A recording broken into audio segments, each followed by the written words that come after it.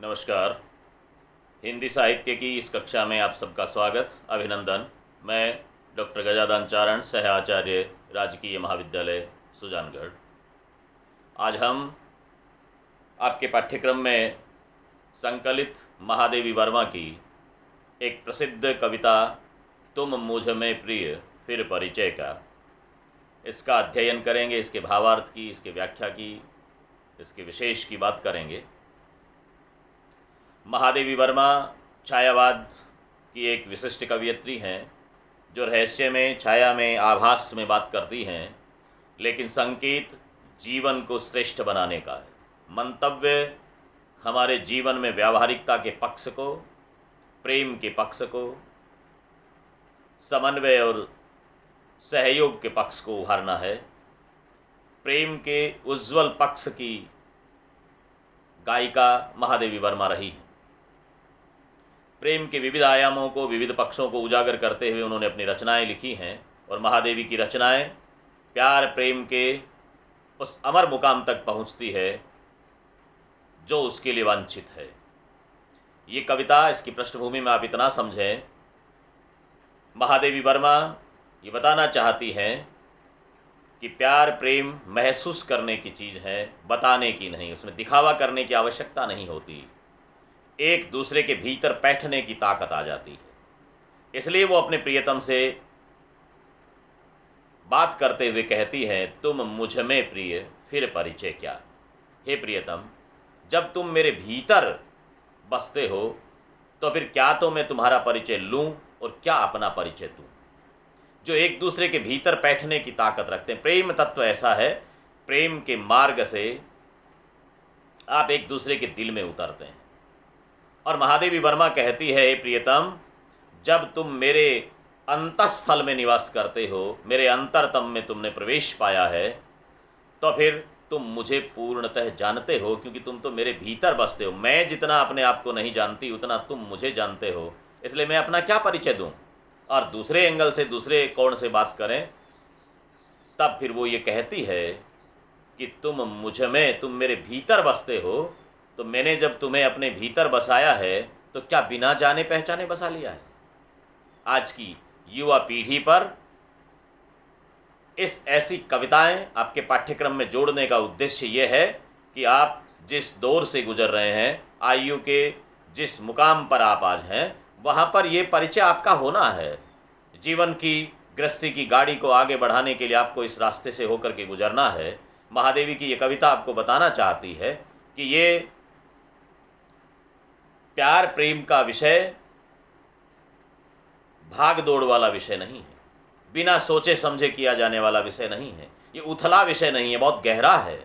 इसलिए एक दूसरे को जाने बिना, एक दूसरे को पूर्णतः पहचान हुए बिना हम किसी से जुड़ नहीं सकते।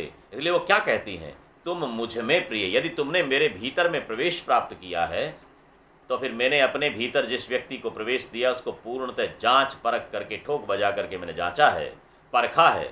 उसके बाद मेरे भीतर आपको आने का मैंने स्वीकृति दी है, आने की। इसलिए फिर मैं तुम्हारा क्या परिचय मांगूं, क्या परिचय देना लेना है। हम एक दूसरे का परिचय नहीं देते, एक दूसरे के दिल पर राज करते हैं, तो फिर परिचय की बात कहाँ आती है। इसी भाव को लेकर के ये कविता है।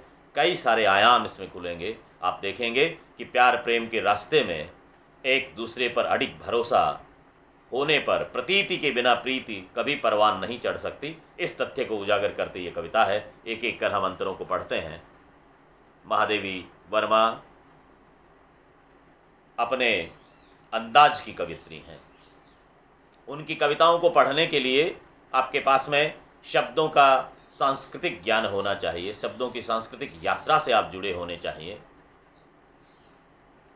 हमारा ढांचा क्या है, गृहस्थी का ढांचा क्या है, मानव मनोविज्ञान क्या है, युवा मनोविज्ञान क्या है, प्यार का मनोविज्ञान क्या है, इन सब चीज़ों की जानकारी रखते हुए आगे बढ़ेंगे तो महादेवी की कविताएं आपके समझ में आएँ।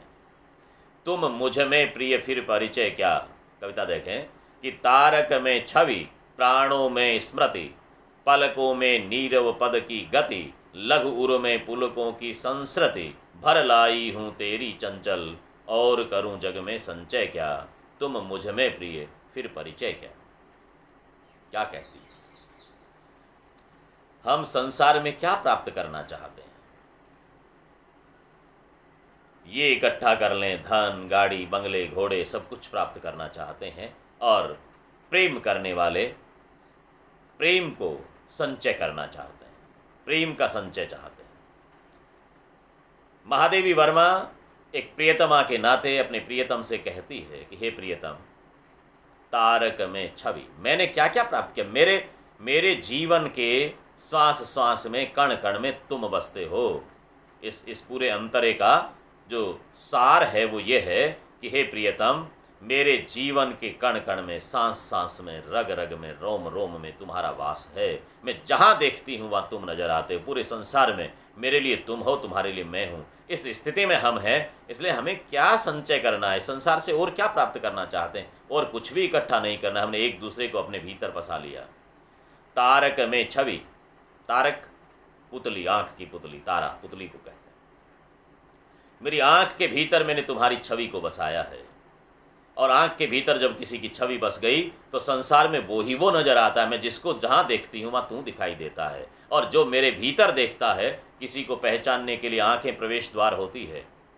परिचय का सबसे बड़ा आधार आंख ही है। इसलिए महादेवी कहती हैं कि मेरी आंखों में तुम बसते हो, मेरे तारे में, मेरी आंख की पुतली में तुम्हारी छवि है।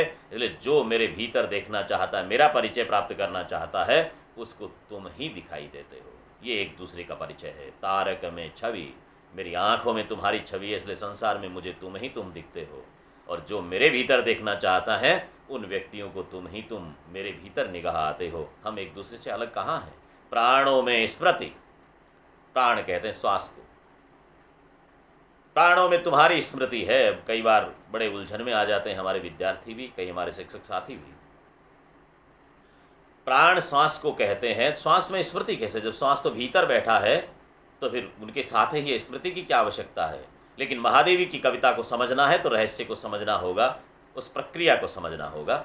जब श्वास बाहर आती है, वो प्रियतम तो अंदर है, उससे बाहर आती श्वास उस अपने प्रियतम को याद करते हुए, उसकी याद को, उसकी स्मृति को, राजस्थानी में कहें उसकी ओड़ू को बसा करके आती है, बाहर आती है। अंदर जाने वाली श्वास इसलिए जाती है कि उसकी याद में वो बेताब है उसे मिलने के लिए। श्वास का आना और जाना दोनों में तुम्हारी स्मृति है। आने वाली मधुर स्मृतियों को लेके बाहर जाती है कि मैं उस प्रियतम के साथ से आ रही हूँ। वियोग का राग भी उसके साथ है, लेकिन तुम्हारी स्मृति उसके साथ में है। और जो वापस आ रही है वो दौड़ करके विरह की आग में दौड़ते हुए भी, विरह की आग में जलते हुए तुम्हारी स्मृति में झूल रही है और तुमसे मिलने के लिए आतुर है। इसलिए वो स्मृति लेकर के आ रही है। पलकों में नीरव पद की गति, जब तुम ही भीतर आते हो तो जब एक दूसरे के भीतर प्रेमी जन प्रवेश करते हैं तो आवाज नहीं होती है। नीरव, बिना आवाज के, बिना किसी तरह की खटपटाहट के हम एक दूसरे के भीतर बैठे हैं। इसलिए हे प्रियतम, मेरी पलकों में नीरव पद की गति, क्योंकि यदि गति होती, पदचाप होती तो कानों में बसती। मेरी पलकों में वो तुम्हारी धीरे धीरे, बिना किसी खटपटाहट के, बिना किसी रव किए हुए, आवाज किए हुए, तुमने जो हृदय में प्रवेश किया, वो जो तुम्हारी गति है वो मेरी पलकों में बसी हुई है। मेरी आंखें उसी गति को देख करके मस्त होती रहती, और कुछ भी संसार में देखना नहीं चाहती। लघु उर में पुलकों की संस्कृति, ये संस्कृति की बजाय संस्कृति है, लिखने में गलती रही, विद्यार्थी ध्यान दें। लघु उर में पुलकों की संस्कृति, संस्कृति कहते हैं संसार को, पुलक, पुलकित, आनंद, खुशी। मेरे हृदय में खुशी का संसार है, पूरा खुशी का संसार भरा हुआ है। भर लाई हूं तेरी चंचल, और करूं जग में संचय क्या। वो तुम्हारी पुलकित होने वाले पूरा संसार, पुलक का चंचल संसार, वो खिलता हंसता चुलबुलाता वो वाला संसार है, चुलबुला सा, अल्हड़ सा। मेरे हृदय में वो तुम्हारा संसार, खुशियों का संसार तुम ही हो। तुम्हारी स्मृति, तुम्हारी छवि, तुम्हारी वो गति आने की, सब कुछ तुम्हारा। इसलिए और करूं जग में संचय क्या, मैं और क्या संचय करूं, क्या इकट्ठा करूं, कौन सा धन जोड़ूं। मेरे पास में तुम आ गए, मेरे लिए बेजोड़ धन, अपूर्व धन तुम हो। इसलिए संसार में मुझे कुछ भी नहीं चाहिए, तुम मुझ में प्रिय, फिर परिचय क्या। मेरे भीतर हो, इसलिए न तो मेरा परिचय देने की आवश्यकता है, न तुम्हारा परिचय जानने की आवश्यकता है। देखिएगा प्रेमी प्रेमिका के बीच में किस तरह से प्रेम परवान चढ़ता है और क्या एक दूसरे की स्थिति होती है, इसी को आगे बढ़ाती है। कैसे एक दूसरे के बिना और एक दूसरे के साथ में महसूस करते हैं। महादेवी कहती हैं, तेरा मुख सहास अरुणोदय, पर छाई रजनी विषादमय। तेरा मुख सहास अरुणोदय, पर छाई रजनी विषादमय। वह जागृति वह नींद स्वप्नमय, खेल खेल थक थक सोने दे। मैं समझूंगी सृष्टि प्रलय क्या, तुम मुझ में प्रिय फिर परिचय क्या। तेरा मुख सहास अरुणोदय, तेरा हास सहित, हास कहते हैं हंसी को, मुस्कुराहट को। तेरा हंसता खिलता चेहरा, तुम्हारा मुस्कुराता हुआ चेहरा मेरे लिए सूर्योदय के समान है। सूरज के बिना किसी का काम नहीं चलता, लेकिन महादेवी कहती है, हे प्रियतम, जब तुम्हारा मुस्कुराता हुआ चेहरा देखती हूँ तो मेरे लिए वो सूर्योदय हो जाता है। पर छाई रजनी विषादमय, और जैसे ही तुम घिर जाते हो तुम्हारी छाया मुझे निगाह में आती है, तुम नहीं होते हो, आभास होता है, तुम मेरे लिए वो विषादमय रजनी है, दुखों की रात हो जाती है। यानी तुम्हारा मुस्कुराता हुआ चेहरा मेरे लिए सूर्योदय है, और तुम्हारा घिरना, घूम जाना, मात्र तुम्हारी छाया का मेरे पास में रहना, छाया स्मृति को भी कहते हैं, यादों को भी कहते हैं, लेकिन तुम चले गए, मेरे पास में नहीं हो, छाया दिखाई देती है, वो मेरे लिए रात हो जाती है। दिन और रात का यही तो है, तुम सामने हो तो दिन है, तुम मुड़ गए तो रात हो गई। वह जागृति वह नींद स्वप्न में, खेल खेल थक थक सोने दे। अरुणोदय होता है तो मैं जगती हूँ, रजनी होती है तो मैं सो जाती हूँ, सपने लेती हूँ, लेकिन स्वप्न में फिर तुम्हारे साथ ही होती हूँ। वह जागृति वह नींद स्वप्न में, कभी तुम्हारा दिखना कभी तुम्हारा चला जाना, उसी को रात और दिन मानते हुए, सूर्योदय और सूर्यास्त मानते हुए, रात्रि मानते हुए, सपने में खोते हुए मुझे खेलने दे। ये खेल बहुत अच्छा लगता है, खेल खेल थक थक सोने दे। हे प्रियतम, मुझे ये खेल खेलना है, मुझे खेलने दे, मुझे थक जाने दे, थक करके चूर हो जाने दे, फिर सोने दे, फिर तुम्हारा सपना देखूं, तुम मेरे साथ में हो। मैं समझूंगी सृष्टि प्रलय क्या, इस खेल खेल में आजीवन आजन्म मैं लगी रहूंगी। आमरण तुम्हारे साथ में रहना, तुम्हारी स्मृतियों में खोए रहना, तुम्हारा साथ प्राप्त करना। तो फिर ऐसा होने पर मुझे सृष्टि का प्रलय भी डरा नहीं सकता। मेरे लिए क्या प्रलय, क्या विध्वंस, क्या विनाश और क्या सृष्टि, मेरे लिए तो तुम ही सब कुछ हो। इसलिए मैं सृष्टि के प्रलय को, मौत को भी कुछ भी नहीं समझने वाली हूँ, क्योंकि मेरे भीतर तुम निवास करते हो। इसलिए न मुझे डर है, न मुझे किसी और को प्राप्त करने की, संचय करने की चाहत है। मुझे इसी खेल में खेलने दे, मेरा जीवन इसी में पूर्ण होगा। हे प्रियतम, खेल खेल थक थक सोने दे, मुझे खेलने दे, मुझे थक जाने दे, चूर हो जाने दे, फिर तेरी गोद में सो जाने दे। यही मेरे जीवन का फलसफा है, यही मेरे जीवन का मंतव्य है, इसलिए मुझे ऐसा ही करना है। आगे देखें, तेरा अधर विचुंबित प्याला, तेरी ही स्मित मिश्रित हाला, तेरा ही मानस मधुशाला, फिर पूछूं क्या मेरे साकी, देते हो मधुमय विषमय क्या, तुम मुझ में प्रिय फिर परिचय क्या। प्रेम के साथ में हाला को, मद्य को, मधु को जोड़ दिया गया, शराब को जोड़ा गया, नशा होता। महादेवी कहती है कि मुझे और किसी नशे की आवश्यकता नहीं है। हाला, प्याला, मधुशाला की आवश्यकता उसको होती है जिसके पास में उसका प्रियतम नहीं होता। मेरे भीतर तो तुम बसे हुए हो, तो मैं वो नशा कैसे प्राप्त करती हूँ? मुझे क्या मिलता है? मधु मिलता है कि मुझे जहर मिलता है? वो मेरे भीतर तुम्हारे बैठने से है। तेरा अधर विचुंबित प्याला, तेरी ही स्मित मिश्रित हाला। तुम्हारा जो ओष्ठ है वो प्रियतम का चुंबन किया हुआ प्याले के समान है। विचुंबित प्याला, उसने अपने अधरों से छुआ है और उसके बाद मुझे दिया है। तो हे प्रियतम, तुम्हारे अधर ही मेरे लिए विचुंबित प्याला है। प्याला हो गया, मुझे प्याला लेने की जरूरत नहीं। तेरी ही स्मित मिश्रित हाला, स्मित कहते हैं हंसी को। तुम्हारी जो मुस्कुराहट है, तुम्हारी हंसी है, वो मेरे लिए शराब का काम करती है। प्याला तुम्हारे अधर है, तुम्हारी हंसी मेरे लिए हाला है, शराब है।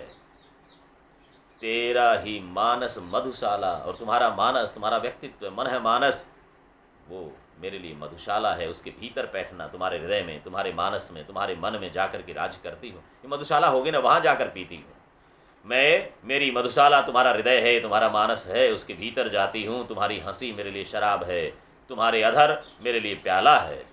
फिर पूछूं क्या मेरे साकी, देते हो मधुमय विस्मय क्या। फिर मैं तुम्हें क्या पूछूं कि मुझे जहर दे रहे हो कि मधु दे रहे हो, शहद दे रहे हो कि जहर दे रहे हो, मुझे मीठा दे रहे हो कि कड़वा दे रहे हो, मुझे जीवनी शक्ति दे रहे हो कि मरण के मंत्र दे रहे हो। क्या पूछना है, क्योंकि मैं तो तुम्हारे मानस में जाती हूँ, यही मधुशाला मेरी है। एक दूसरे के भीतर इसी तरह से बैठना है। हे प्रियतम, तुम मेरे भीतर में हो, इसलिए तुम्हारा क्या परिचय जानूं। अगला देखें। रोम रोम में नंदित नंदन पुलकित, रोम रोम में नंदन पुलकित, सांस सांस में जीवन शत शत, स्वप्न स्वप्न में विश्व अपरिचित, मुझ में नित बनते मिटते प्रिय, स्वर्ग मुझे क्या निष्क्रिय लय क्या, तुम मुझ में प्रिय फिर परिचय क्या। रोम रोम में नंदन, नंदन एक वन का नाम है, प्रसिद्ध वन है जो खिलखिलाता हुआ कभी सूखता नहीं, हरा भरा रहता है, बहारें रहती है। रोम रोम में नंदन पुलकित, मेरे रोम रोम में, बाग बाग हो जाना कहते हैं, खुशी बहारें। रोम रोम में नंदन पुलकित, पुलकता हुआ, हंसता हुआ, खिलता हुआ बाग, मेरे भीतर खुशियां हैं बाग की तरह, रोम रोम में। सांस सांस में जीवन शत शत, और मैं तुम्हारे साथ रह करके हर एक सांस में 100 जन्मों को वार सकती हूँ, जी लेती हूँ, सैकड़ों जन्मों का सुफल प्राप्त कर लेती हूँ। स्वप्न स्वप्न में विश्व अपरिचित, और एक एक स्वप्न में अपरिचित विश्व में दौड़ती हूँ, घूमती हूँ। मेरे सामने अलग अलग तरह के संसार आते हैं, देखती जाती हूँ। कल्पना करता है जब अपने प्रियतम के साथ होते हैं तो हम कितना बड़ा विश्व अपने भीतर समाहित कर लेते हैं, कितने सुखों के संसार बसा लेते हैं। स्वप्न स्वप्न में विश्व अपरिचित, जिसको अब तक देखा ही नहीं, ऐसे अपूर्व संसार को मैं देखती हूँ अपने भीतर। वो खुशियों का संसार है, वो बहारें हैं। मुझ में नित बनते मिटते प्रिय, वो सपने, उसमें नया संसार बनता है फिर मिट जाता है। हे प्रियतम, तुम्हारे साथ में रहने से मेरा रोम रोम, मेरी सांस सांस सैकड़ों जन्मों का सुफल प्राप्त कर लेती हैं, खिलती रहती हैं। स्वर्ग मुझे क्या निष्क्रिय लय क्या, फिर स्वर्ग मेरे लिए क्या है और निष्क्रियता की लय मेरे लिए क्या है। मैं तो तुम्हारे भीतर हूँ, तुम मेरे भीतर हो, एक दूसरे के साथ में है। हे प्रियतम, मुझे तुम मिल गए, इसलिए स्वर्ग की कोई चाहत नहीं है, कोई प्राप्ति की इच्छा नहीं है। मुझे स्वर्ग मिले कि नरक मिले, तुम साथ में हो तो मेरे लिए वही स्वर्ग बन जाएगा। इसलिए हे प्रियतम, तुम मेरे साथ में हो, ये मेरे लिए सबसे बड़ा सौभाग्य का विषय है। 2 अंतरे हो रहे हैं, देखें, लंबी कविता है। हारूं तो खोऊं अपनापन, पाऊं प्रियतम में निर्वासन, जीत बनूं तेरा ही बंधन, भर लाऊं सीपी में सागर, प्रिय मेरी ये बहार विजय क्या, तुम मुझ में प्रिय फिर परिचय क्या। जब प्रेम में एक दूसरे के साथ में है, पति पत्नी एक दूसरे के साथ में है, प्रेमी प्रेमिका एक दूसरे पर भरोसा प्रतीति करते हैं, तो वहाँ जीत हार कोई विषय नहीं रखते। अपनों से तो हारने में जीत होती है। महादेव यही मंत्र पढ़ाना चाहती है। हे प्रियतम, हारूं तो खोऊं अपनापन। अपनापन क्या है? यहां अपनापन से मतलब आपका और मेरा प्रेम प्यार वाला अपनापन नहीं। अपनापा अहंकार का सूचक है। अहंकार को जो खो देता है वो फिर अपने प्रियतम को प्राप्त करता है। कबीर भी यही कहता है, जब मैं था तब हरि नहीं, अब हरि है मैं नाही। मैं जब तक रहती है, मेरा कुछ वजूद है, मेरा अपना है। साचे तले चले तजी आपुन पो झजके कपटी जे निशांक नहीं। घनानंद ने भी यही कहा कि प्रेम का ये पंथ है ना, वो प्रेम वाले रास्ते पर चलने के लिए आपको संकट से डरना नहीं होता, लेकिन एक दूसरे पर भरोसा होना चाहिए। कपटी लोग झजकते हैं, तो सच्चे लोग वहां पर आपनपा तज करके, आपनपा ये अपनापन ही है, वहां पर आपनपा क्या है? ये मेरा होने का भाव, मैं कुछ हूं, मेरा वजूद है, मेरा अस्तित्व है, मेरा ये अहंकार जो है, इसको छोड़ना पड़ता है। प्रेम में दूसरे की सत्ता को स्वीकार, प्रेम त्यागना सिखाता, समर्पण सिखाता है। जब आपने भगवान पे भरोसा कर लिया कि हे ईश्वर तू है, मैं कुछ नहीं हूं, तब भगवान आपकी मदद को आते हैं। इसी तरह से प्रियतम के प्रति आपका समर्पण ऐसा होना चाहिए, तू जाने तेरा काम जाने, मेरा कुछ नहीं है, मैं जो कुछ हूं वो तुम्हारा हूं। ये समर्पण का भाव जब आता है तब पर प्रेम प्रवान चढ़ता है। इसलिए महादेवी कहती है, हारूं तो खोऊं अपनापन, मेरा अहंकार चूर हो जाएगा जब हार जाऊंगी मैं तुमसे, हार करके अपने अहंकार को त्याग करती हूँ तो तेरी हो जाती हूँ। पाऊं प्रियतम में निर्वासन, और अपने प्रियतम के भीतर, यानी मैं हार गई, हारने से शर्त होती है हारने की, हार गए जीत गए तो हारता है वो घर से बाहर जाएगा, ऐसा मान लीजिए शर्त है, वनवास को प्राप्त करेगा। तो मैं वनवास प्राप्त करके, निर्वासन प्राप्त करके जाऊंगी कहाँ? पाऊं प्रियतम में निर्वासन, मैं निर्वासन की अवधि तुम्हारे हृदय में जाकर के, हार जाऊंगी तो तुम्हारे हृदय में बस जाऊंगी, भले ही मैं अपने घर से निर्वासित होगी लेकिन तेरे घर में जाकर के मुझे निवास मिलेगा। और ये मेरे लिए इससे बड़ा क्या सौभाग्य हो सकता है? हारूं तो खोऊं अपनापन, पाऊं प्रियतम में निर्वासन, प्रियतम के हृदय में जाकर के ये वनवास की अवधि, निर्वासन की अवधि, अज्ञातवास की अवधि तुम्हारे भीतर जाकर के तुम्हारे हृदय में बसाऊंगी। और ऐसा करूंगी तो क्या होगा? लौकिक रूप से मैं हार गई, हार करके अपने घर से निर्वासित हो गई, निकल गई, लेकिन तेरे दर में जाकर के, तेरे हृदय में जाकर के मुझे निवास मिल गया, ये मेरी जीत हो गई। जीत बनूं तेरा ही बंधन, मैं इस तरह से जीत करके तुम्हें बांध लूंगी अपने भीतर, तुम्हारा बंधन बन जाऊंगी, मैं तुम्हारी हो जाऊंगी, एक दूसरे को बांध लूंगी प्रेम की इस डोर में।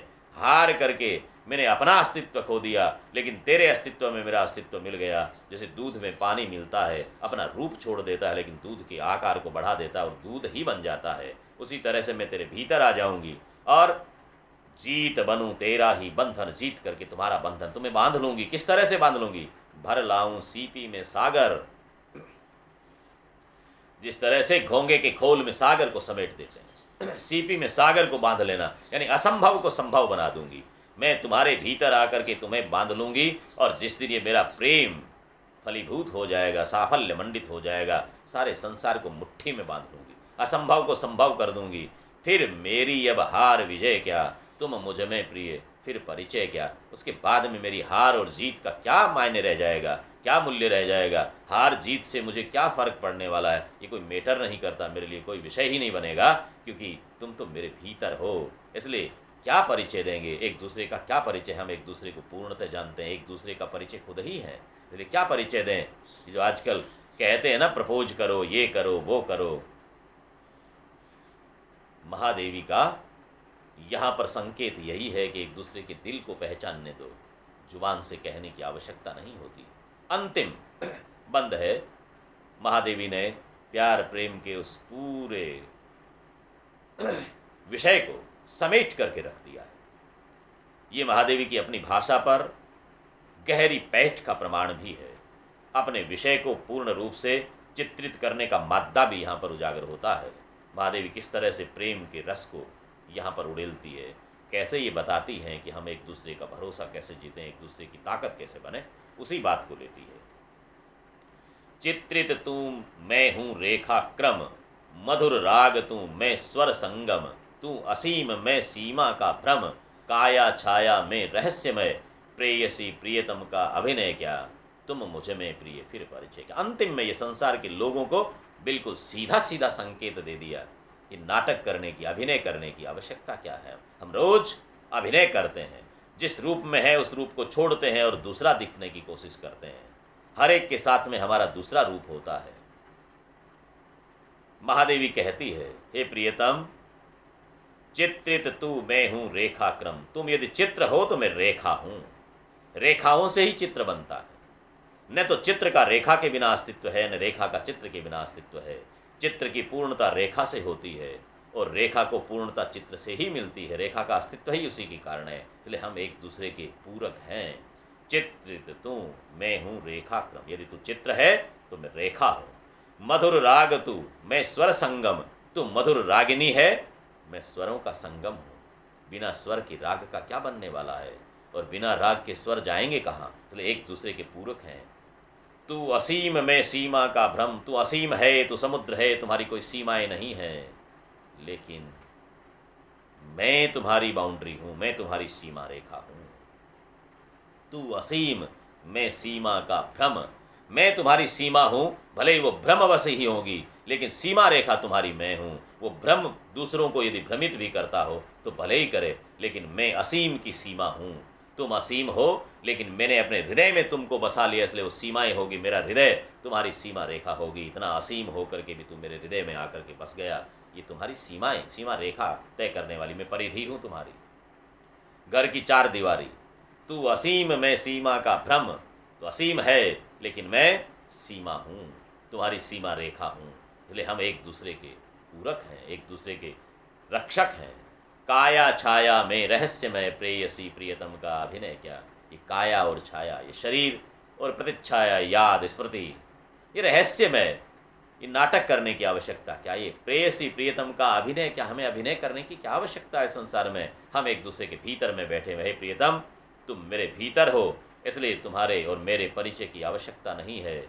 प्यार प्रेम की इस जिंदगी में एक दूसरे का सहारा बन करके, एक दूसरे का भरोसा बन करके आगे बढ़ते हैं तो प्रेम परवान चढ़ता है, सफल होता है। ये कविता महादेवी वर्मा की आज की युवा पीढ़ी के लिए भी प्रासंगिक है, पहले भी प्रासंगिक थी और आगे भी प्रासंगिक रहेगी। प्रेम का स्वरूप ऐसा ही होता है, उसको कहीं छोटे रूप में लेकर के उथले अर्थ के साथ में हमें स्वीकार नहीं करना चाहिए। प्रेम वही है जो एक दूसरे को पूरा करता है, एक दूसरे के प्रति भरोसा जगाता है। ये कविता आप पढ़ें और इसके अर्थ को ठीक से समझें, इसके मंतव्य को समझें, परीक्षा की दृष्टि से तैयारी भी करें इसकी, और जीवन में भी इसको अपना करके अपने जीवनोपयोगी तैयारी का हिस्सा भी इसको बनाएं। पुनः पुनः धन्यवाद। अगली कक्षा में फिर किसी अच्छी सी कविता के साथ में, कहानी के साथ में, नाटक के साथ में, उपन्यास के साथ में, रेखा चित्र या रिपोर्टाज के साथ में, जो जो विधाएं पाठ्यक्रम में लगती है, किसी नवीन अध्याय के साथ में हम जुड़ेंगे। आज के लिए इतना ही, धन्यवाद।